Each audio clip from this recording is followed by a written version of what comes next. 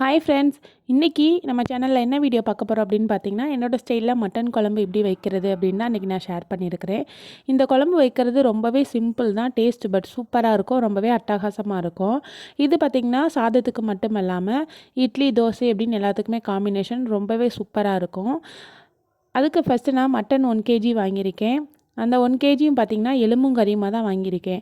இதை நல்லா கொஞ்சம் மஞ்சத்தூள், அப்புறம் உப்பு, கொஞ்சம் இஞ்சி பூண்டு பேஸ்ட்டெல்லாம் சேர்த்து நல்லா வேக வச்சு எடுத்துக்கிட்டாச்சு. அதுக்கப்புறம் அடுப்பில் ஒரு அகலமான பாத்திரம் வச்சுட்டு தேவையான அளவுக்கு எண்ணெய் சேர்த்துக்கலாம். எண்ணெய் நல்லா சூடானதுக்கப்புறம் அது கூடவே கடுகு, சோம்பும் சேர்த்துக்கலாம். அது கூடவே பார்த்திங்கன்னா பட்டை, கிராம்பு, ஏலக்காய் இந்த மாதிரி ஐட்டமும் சேர்த்துக்கிட்டாச்சு. அது எல்லாமே நல்லா பொன்னிறமாக வதங்கி வந்ததுக்கப்புறமா அது கூடவே குட்டியாக நறுக்கி வச்சுருந்தா சின்ன வெங்காயம் தான் சேர்த்துக்கிட்டேன்.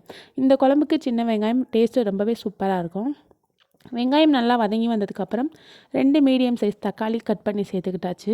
இந்த வெங்காயம் தக்காளியும் நல்லா எண்ணெயிலே வதக்கி விட்டுக்கலாம். நல்லா வதங்கி வந்ததுக்கப்புறமா இது கூடவே கொஞ்சம் கருவேப்பிலை, கொத்தமல்லி, அப்புறம் புதினா இது 3யுமே சேர்த்துட்டு நல்லா ஒரு டைம் வதக்கி விட்டுக்கலாம். இதெல்லாமே நல்லா வதங்கி வந்ததுக்கப்புறமா அது கூடவே தேவையான அளவுக்கு இஞ்சி பூண்டு பேஸ்ட்டு சேர்த்துக்கலாம். இஞ்சி பூண்டு பேஸ்டெல்லாம் சேர்த்துட்டு நல்லா வதக்கி விட்டுக்கலாம். இஞ்சி பூண்டோட பச்சை வாசனை போகிற வரைக்கும் நல்லா வதக்கிக்கலாம். இதெல்லாம் நல்லா வதங்கி வந்ததுக்கப்புறமா பார்த்திங்க அப்படின்னா இது கூடவே அரைச்சி வச்சுருக்கிற தேங்காய் பேஸ்ட்டு தான். இந்த தேங்காய் கூட கொஞ்சம் மிளகு, சீரகம், சோம்பு, கசகசா, கொஞ்சம் முந்திரி, இது சின்ன வெங்காயம் இதெல்லாமே சேர்த்து அந்த பேஸ்ட்டையும் சேர்த்துக்கலாம். அந்த பேஸ்ட்டையும் சேர்த்துட்டு அதை அட்ஜஸ்ட் பண்ணுறதுக்காக தண்ணியும் சேர்த்துக்கலாம். தண்ணி எல்லாமே சேர்த்துட்டு இது கூடவே கொஞ்சம் மஞ்சள் தூள் சேர்த்துக்கிட்டேன். இது கூடவே நான் எந்த மசாலா ஐட்டமுமே சேர்க்கலை, மட்டன் பொடி மட்டும்தான் சேர்த்துருக்கேன்.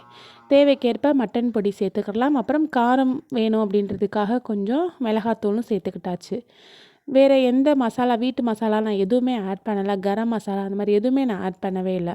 மஞ்சள் தூள், கொஞ்சம் மிளகாய்த்தூள், அதுக்கப்புறம் கொஞ்சம் மட்டன் பொடி இது மட்டும்தான் நான் சேர்த்துருக்கிறேன். இது கூடவே தேவைக்கேற்ப உப்பு, நம்ம ஆல்ரெடி கறி வேக வைக்கிறதுக்கும் உப்பு சேர்த்துருக்கோம்.